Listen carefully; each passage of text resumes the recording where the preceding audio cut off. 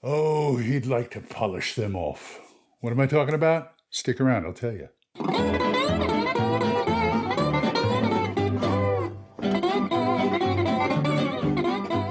Okay, hiya folks, Old Man Grognard here. Hey, I got another movie review, or rather, Blu-ray review. Now, this is a set I got late last year, and I haven't seen very many reviews, so I thought I'd do one myself. This is from Powerhouse/Indicator, so it's from overseas, but still you can play it on. It's for Region 1. And this is The Criminal Acts of Todd Slaughter from 1935 to 1940. 8 Blood and Thunder Entertainments. And this guy, let's take a look at him real quick. That's what he looks like. This guy is, oh man, he's a barnstormer, man.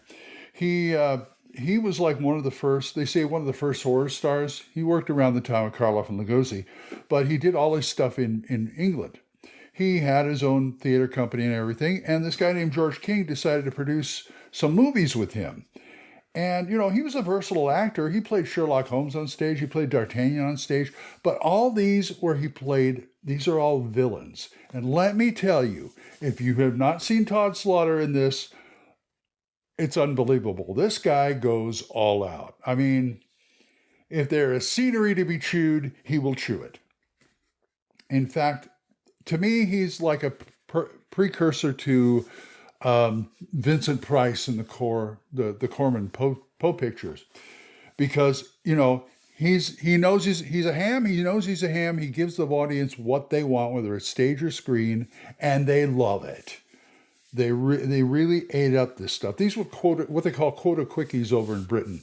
They were Britain had a law saying a certain percentage of films had to be made in Britain. So these are all like, you know, low budget. They'd be B movies over here. And this guy, he didn't really portray monsters like, you know, Karloff and Lugosi did, but he portrayed evil men. You know, I mean, he's almost a precursor to the human monsters in slasher films and things like that. And this is a nice set. It comes with 4 Blu-rays and a book. And it comes with 4 Blu-rays. And the films are Maria Martin, or The Murder at the Red Barn. Sweeney Todd, Demon Barber of Fleet Street. Yes, he was one of the most famous ones before Mr. Depp. The Crimes of Stephen Hawke, It's Never Too Late to Mend, The Ticket of Leave Man, Sexton Blake and the Hooded Horror, The Face at the Window, and Crimes at the Dark House. And here's what they look like. They come with two films per, you know, like that. That's, here's another one. And they're very, very well done. And each disc has special features on it. So you're getting a lot for the money. You really are. And it comes with this neat book. Look at that. Look at that. There he is again.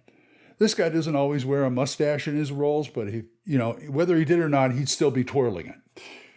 This is all about his films and him. There's also a book out there that they published called Mr. Murder, The Life and Times of Todd Slaughter. But it's a really nice book. It's like, 102 pages? Yeah, 120 pages. Sorry. This is a numbered box set. There's 6,000 of them between the UK and the US, so 3,000 each. And I have number 4152 of 6,000. So there you go. This, like I said, this is a lot of fun. These are new 2K transfers. I saw him originally on my Milk Creek sets. They'd put an odd Todd Slaughter film on there, one of these. And I watched it and I go, well, it's kind of a bad looking film, but he's fascinating to watch. When he's not in the room, the film goes whoop, but he comes back, he's great. He absolutely is great. Like I said, and they have interviews with some of his relatives and people who worked with him. They got some short films that he made afterwards too.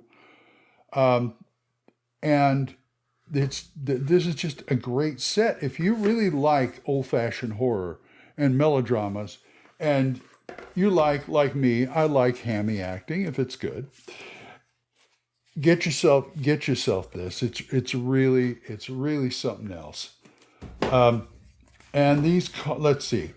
Right now, while they're still alive, while they're still available, because they'll probably go fast, Amazon has them for $59.99 as of this recording, and the MSRP on it is $109.99.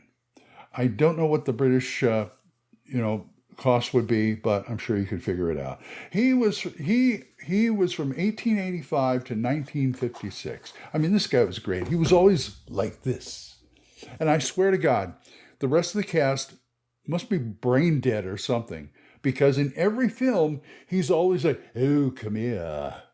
I'd like to polish him off," as Sweeney Todd would say. But all the people in the films, it's like, until they discover his crimes, it's like, "Oh yeah, he's a nice guy." It's like, come on.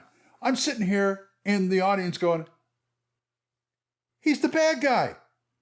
He doesn't even make any bones about it. Yeah, he puts up a nice front, barely, but yeah, he's the guy I've been looking at. I mean, he would be a good, red herring in a show. The only one that I didn't really care for is Sexton Blake and the Hooded Horror. Sexton Blake was a murder mystery series that was published around the time that Conan Doyle stopped writing after Sherlock Holmes.